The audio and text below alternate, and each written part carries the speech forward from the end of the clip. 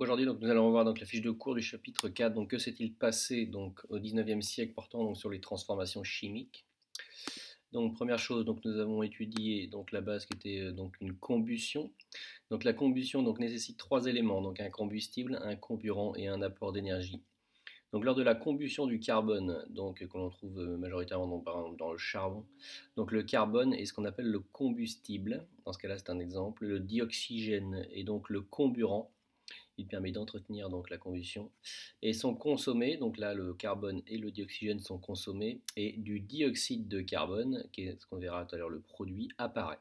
Donc le bilan de cette réaction peut s'écrire donc en toutes lettres, carbone plus du dioxygène va donner du dioxyde de carbone. Donc là, le carbone et le dioxygène vont être consommés, donc jusqu'à ce que l'un des deux donc disparaisse. Et à chaque fois que donc du carbone et du dioxygène va disparaître, donc du dioxyde de carbone va apparaître. Ensuite, donc plus en détail, donc la transformation chimique, on dit que c'est une redistribution des atomes.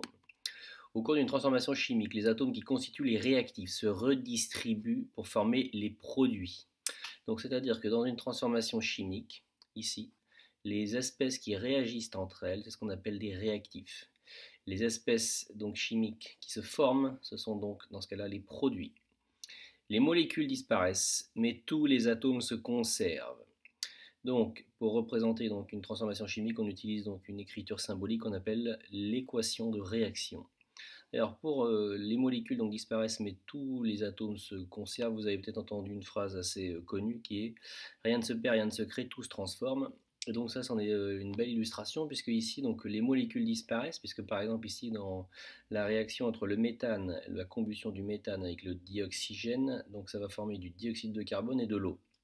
Donc le méthane, ici donc va disparaître, donc les molécules disparaissent bien, mais tous les atomes se conservent, parce qu'en fait, l'atome ici de carbone, il est passé donc ici donc de la molécule de méthane à la molécule de dioxyde de carbone. Donc ici vous avez bien un atome de carbone, on retrouve ici dans les produits un atome donc de carbone. Donc il n'est plus dans le méthane, il est dans le dioxyde de carbone, mais au global, dans tous les produits et dans tous les réactifs, il y a toujours un atome de carbone ici, donc en noir comme on l'a vu donc dans le précédent chapitre. Si on regarde maintenant pour les atomes d'hydrogène, regardez bien, là vous avez 1, 2, 3, 4 atomes d'hydrogène. Si vous regardez bien dans les produits ici, en total, ici, vu qu'il y a 2 molécules d'eau, il y a 1, 2, 3 et 4. Donc atomes d'hydrogène. Donc on a bien ici 4 atomes d'hydrogène dans tous les réactifs et 4 atomes ici d'hydrogène dans tous les produits. Donc on a bien le même nombre. Le nombre des atomes se conserve. Ensuite, si on prend les oxygènes, donc les rouges, on compte le nombre de boules rouges. Ici, oxygène 1, 2, 3, 4.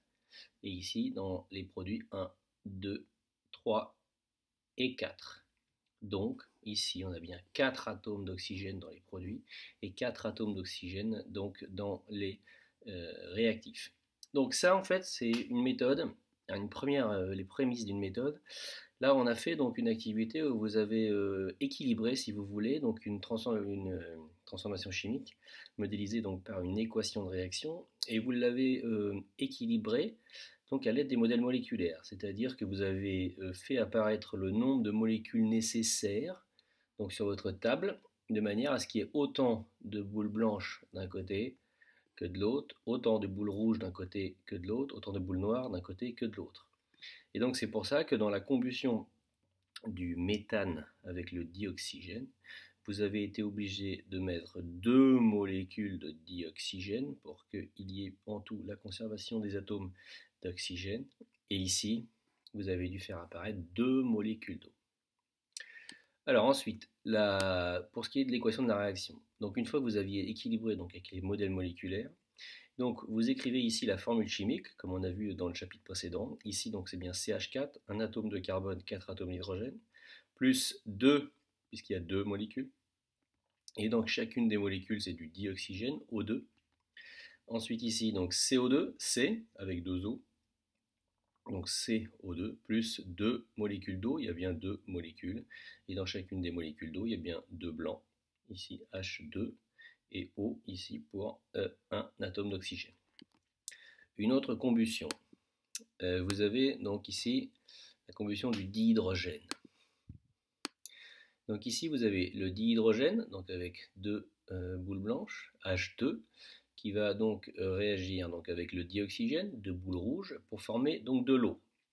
Donc quand vous avez fait donc ce modèle moléculaire sur vos tables, vous avez pu vous rendre compte que pour qu'il y ait conservation de tous les atomes, il fallait faire apparaître deux molécules de dihydrogène. Donc c'est pour ça qu'ici on a mis deux modèles moléculaires donc représentant le dihydrogène et faire apparaître deux molécules d'eau. Pour vérifier que l'équation est bien équilibrée, vous comptez le nombre de chacun des types d'atomes et il doit y en avoir autant dans tous les réactifs que dans tous les produits. Et j'insiste sur le autant dans tous les réactifs que dans tous les produits. Donc ici par exemple, vous avez, si vous comptez le nombre ici donc d'atomes d'hydrogène, vous en avez 1, 2, 3, 4. Donc ici 4 atomes d'hydrogène. Ici donc vous avez 1, 2, 3 et 4 atomes d'hydrogène. Donc en tout, dans tous les produits, vous avez bien 4 atomes d'hydrogène. Ici, si on reprend maintenant, donc dans tous les réactifs, ici vous avez donc 2 atomes d'oxygène. Et ici, dans tout, si vous les comptez, donc les boules rouges, vous en avez 1 et 2. Donc 2 atomes d'oxygène. Donc là, c'est bien équilibré. Et au niveau de l'équation de la réaction, si vous faites apparaître donc les formules chimiques, ici vous avez donc 2 molécules de dihydrogène, 2 H2. Donc H2, ça veut dire que la molécule d'hydrogène est constituée de 2 atomes d'hydrogène, plus ici quand vous mettez 1 par défaut, donc c'est O2. Et ensuite, ça va donner donc 2 molécules d'eau, donc c'est-à-dire ici 2, puisqu'il y en a 2 molécules, et donc 2 molécules d'eau, puisque dans chaque molécule d'eau ici, il y a 2 atomes d'hydrogène, H, et un atome d'oxygène ici en rouge. Donc si vous comptez aussi, vous pouvez compter, donc vérifier qu'une équation est bien équilibrée à l'aide des équations de réaction. Donc vous avez ici donc 2 molécules de H2. Chacune des molécules de H2 contient 2 H. Donc c'est pour ça qu'ici, il y a marqué 2 fois 2 atomes d'hydrogène, ce qui fait bien 4 atomes d'hydrogène. Donc le 2 ici étant correspondant donc au nombre qu'il y a devant la molécule, et le 2 atomes d'hydrogène correspondant ici donc aux 2 qu'il y a donc dans les correspondants aux 2 atomes d'hydrogène de la molécule donc de dihydrogène. Ensuite ici, donc vous avez dans la molécule d'eau, à chaque fois, chaque molécule d'eau contient 2 atomes d'hydrogène, les boules blanches. Si vous prenez 2 ici, 2 molécules, donc vous avez en tout 2, c'est-à-dire le nombre de molécules, fois 2 atomes d'hydrogène, qui sont donc le nombre d'atomes d'hydrogène qu'il y a dans une molécule. Vous faites la même chose pour les oxygènes et vous verrez bien donc qu'il y a conservation donc, du nombre d'atomes d'hydrogène et d'oxygène.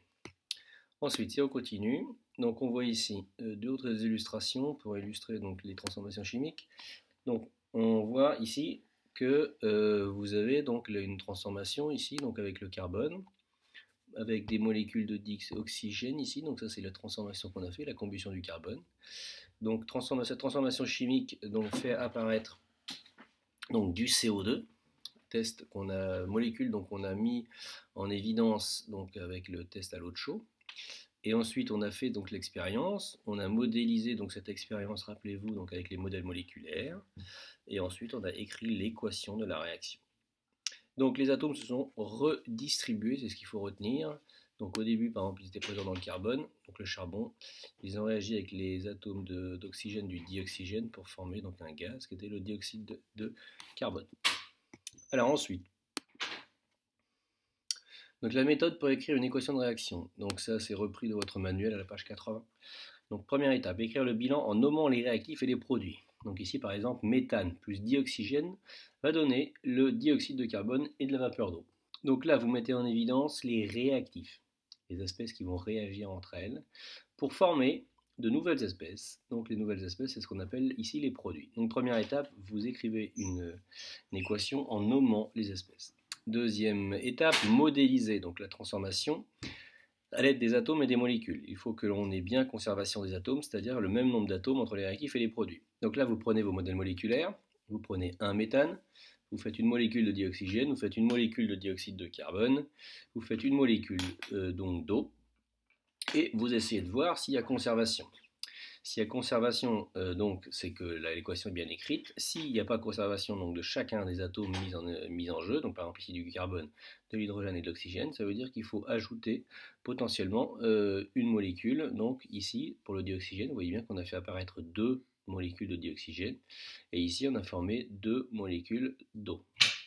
Donc si vous comptez ici, maintenant tout est équilibré, hein, puisque ici, vous voyez, comme on l'a déjà fait tout à l'heure, on peut vérifier à chaque étape, et c'est ce que je vous encourage à faire, qu'il y a bien conservation donc, de chacun des éléments. Ici, on compte en dessous le nombre total. Donc C, il y en a 1, H, il y en a 4, oxygène, il y en a 4.